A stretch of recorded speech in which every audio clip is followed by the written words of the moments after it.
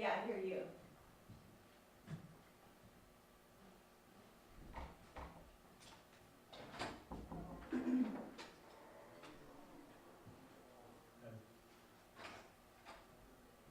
Hi, Don. I hear you. Can you hear me? Yeah, I can.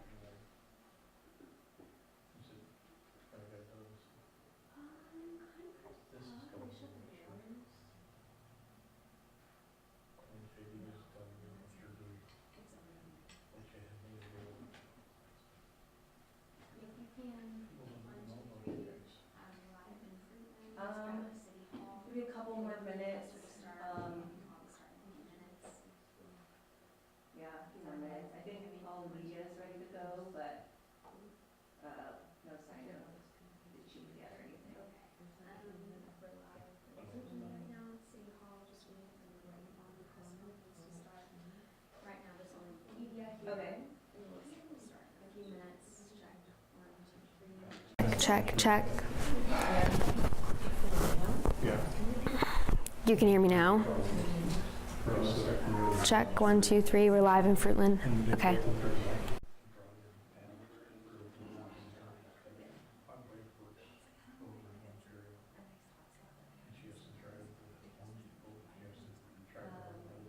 Yeah, and they've got a lot of video. Video. That's right. Okay. Maybe like 2 or 3 more minutes.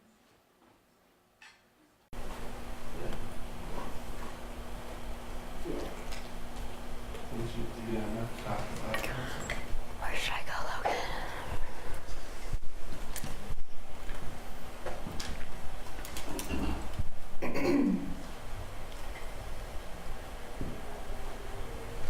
We're ready when you guys are, if you want to cut in.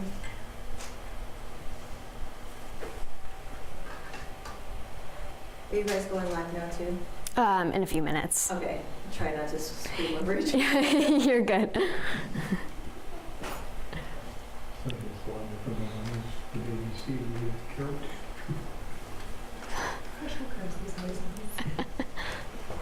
We look out for each other here. Yeah, is he going to start with a question or just a generic toss? Or whatever, just let's just.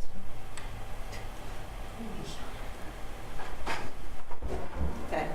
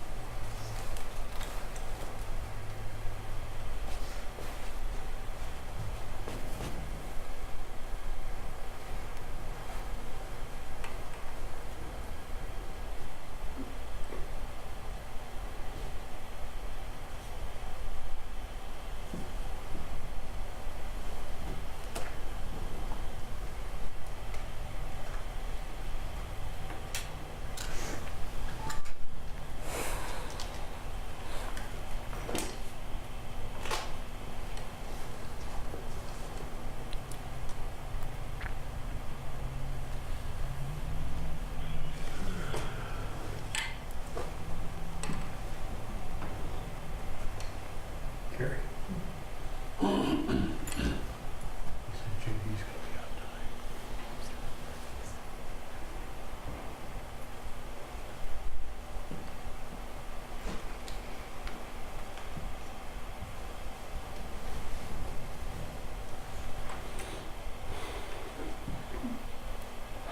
Yeah, we expect them to file in here any minute now, Dawn. It's been a very busy month for the Fruitland Police Department after really not a whole lot of information, at least shared publicly, since Michael Vaughan went missing July 27th of the last year. So it's been almost a year and a half, but this month they made an arrest and they completely excavated the backyard of a home.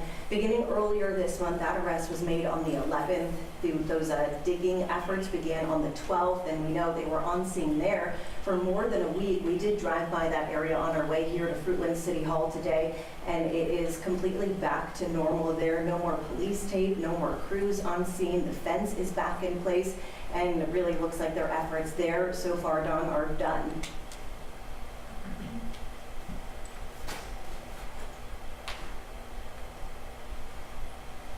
No, we've heard this more than once from the family representatives and from the police department that there is no connection between the Vaughan family and the home where this search took place. We know the woman who lives in that home, Sarah Wandra, was taken into custody that Friday night and charged with failing to report a death, specifically naming Michael Vaughan in those reports. Now, there is no connection that we've been told of. Police say there's no connection. They don't know each other, but it is extremely close to the family's home, walking distance in a residential area, only a half a mile from where Michael Vaughan was last seen at his home that evening of July 27th. John?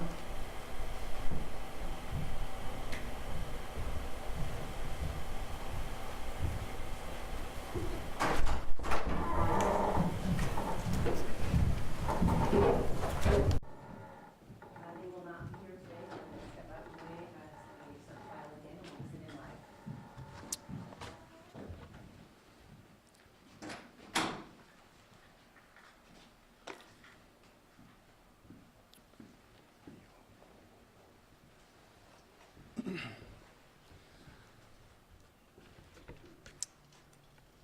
All right, good afternoon, everybody. I just wanted to start out by saying thank you to our media partners. Thanks for being here, and thank you for the continued coverage of the Michael Vaughan case. I also wanted to begin by just giving my sincere thanks to all the law enforcement agencies, local businesses, and members of the public who helped us over the course of the last year and a half of this intense investigation. More recently, during the last 3 weeks, we could not have completed the work necessary without the selfless help of others. The community support has been absolutely incredible. As you know, from the time Michael went missing, this has been an all-hands-on-deck investigation, and it remains very active and an ongoing investigation. You can't take one of our most precious citizens from us and ever expect us to stop. During the course of this investigation to date, we received credible information that the remains of Michael Vaughan could be found in the backyard at 1102 Red Wing Street in Fruitland. As a result, the Fruitland Police Department obtained a search warrant for the residence along with the front and backyards. That search warrant was served on November 11th. It was a Friday. We served that late in the evening. Upon entry, officers encountered Sarah Wandra, one of the known occupants of the home, and Sarah was subsequently arrested based on probable cause that she had knowledge of Michael's death and failed to report that death to law enforcement. The following day, the Fruitland Police Department, joined by the Idaho State Police, the Idaho Mountain Search and Rescue, the Fruitland Fire Department, and the Fruitland Public Works Department, began a very methodical excavation of the backyard of the Wandra's home. During that excavation process, the Idaho Mountain Search and Rescue, Mountain States detection dogs deployed multiple certified human remains detection dogs on the property, all of them alerting to the presence of human remains. Ground penetrating radar was also used and deployed, detecting anomalies in the backyard. We completed the excavation of the entire backyard and removed over 250 yards of dirt. Prior to backfilling the yard, the dirt was meticulously sifted for any potential human remains. We did not find Michael's remains. Although the remains of Michael Vaughan were not recovered, we strongly believe, based on evidence, that Michael was abducted and is deceased, and that his remains were buried and later moved from the property.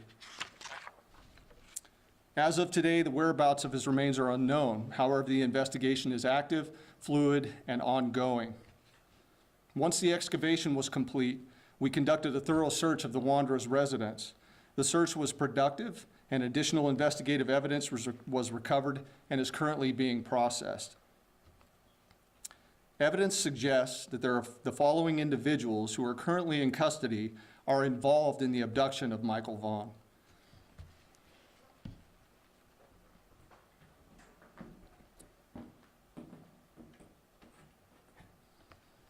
This is Sarah Wandra, 35 years old.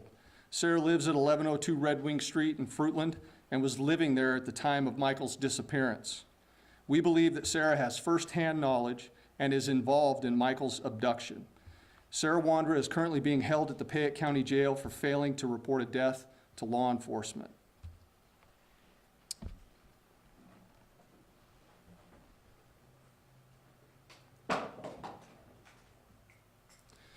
This is Sarah's husband, Stacy Wandra, 30 years old, a male. Stacy was also living at 1102 Red Wing Street in Fruitland and was living there at the time of Michael's disappearance. We believe that Stacy has firsthand knowledge and is involved in the abduction of Michael Vaughan. Stacy's currently being held in the Washington County Jail on unrelated charges.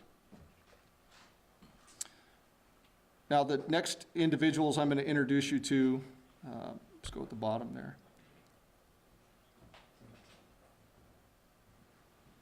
This is Brandon Shirtliff, 30 years old, of Kuna, Idaho. Brandon was living with Sarah and Stacy Wandra at 1102 Red Wing Street at the time of Michael's disappearance, and we believe Brandon has firsthand knowledge of Michael's abduction. Brandon is currently believed to be in North Dakota.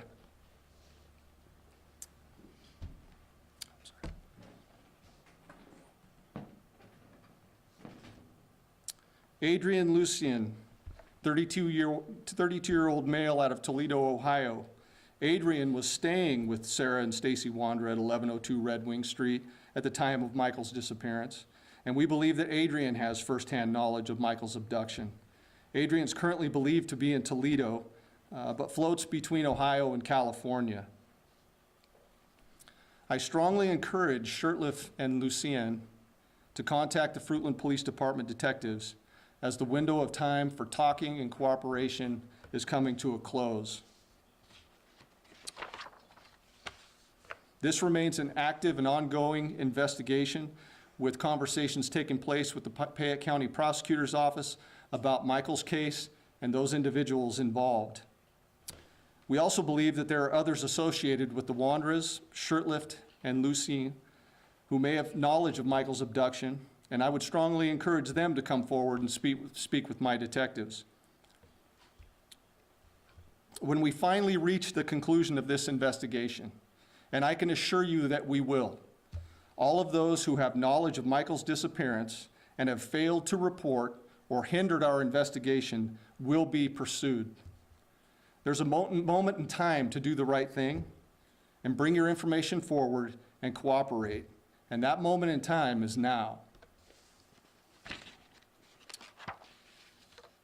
To date, the Fruitland Police Department has received over 1,500 tips and leads, and we received many new leads since this phase of the investigation has began. We continue to ask our community for support and patience as we continue to aggressively work this case. We also ask that the Vaughan family's privacy continue to be respected, and we'll continue to post updates as information can be shared. Tips can be sent to findmichael@fruitland.org or to Crime Stoppers at 343cops.com or the Fruitland Police Department at 208-452-3110. Tipsters can remain anonymous. So before I open it up for questions, I just want to make it clear that this is a very active and ongoing investigation. It's super important that we maintain the integrity of this investigation.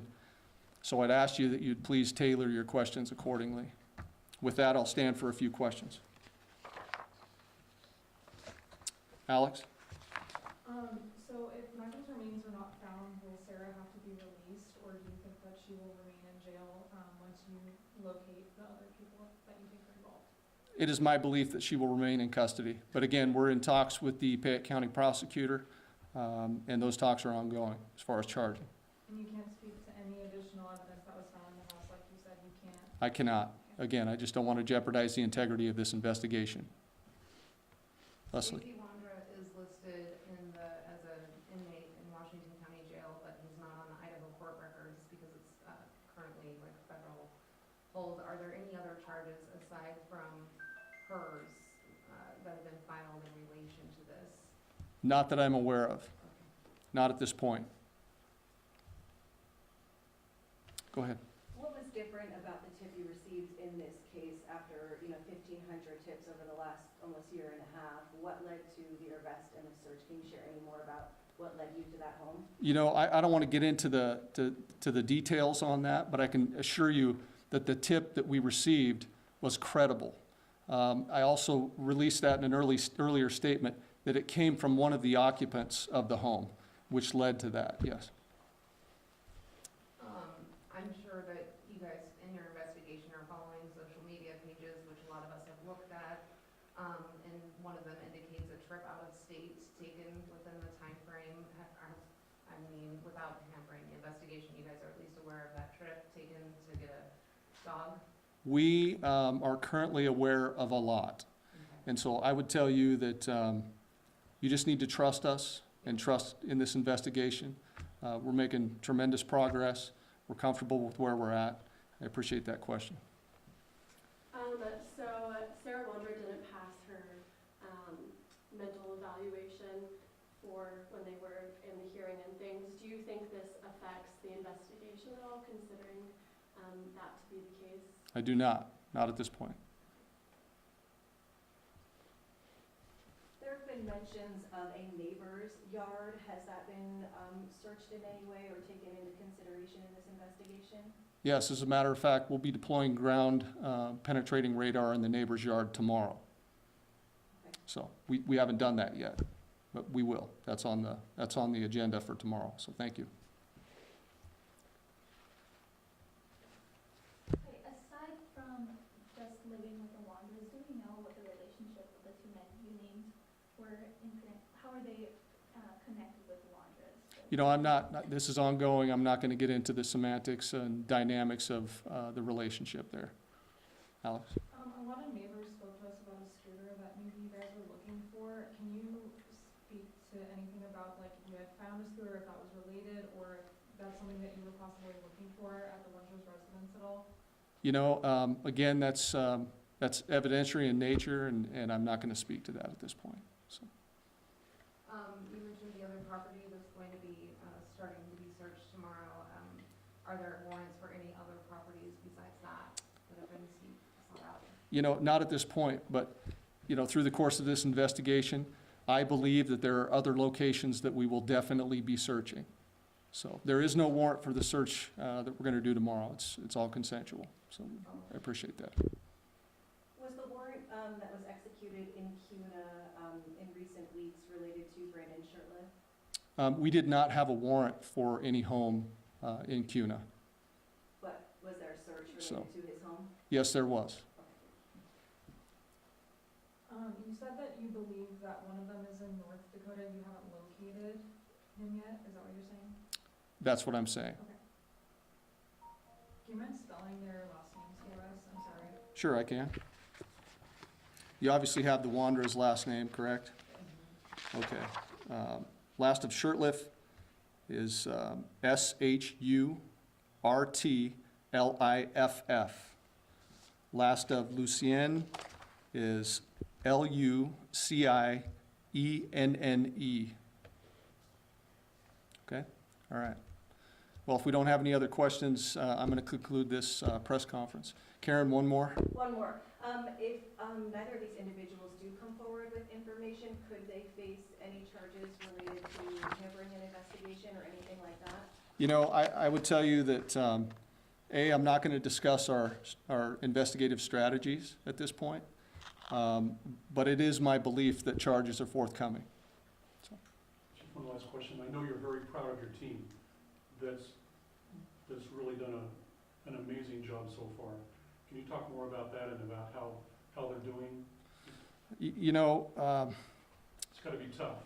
it is tough. You know, we've lived this case from the time that it began, and but I'm telling you, I've got a very strong, committed group of people here, and they come in here every day, and we're in this grind, and they are committed to finding Michael, and we're just not going to stop. Everybody should know that. We are not going to stop until we uncover the truth in its entirety, I would say. So, thank you. All right. Thank you, everybody.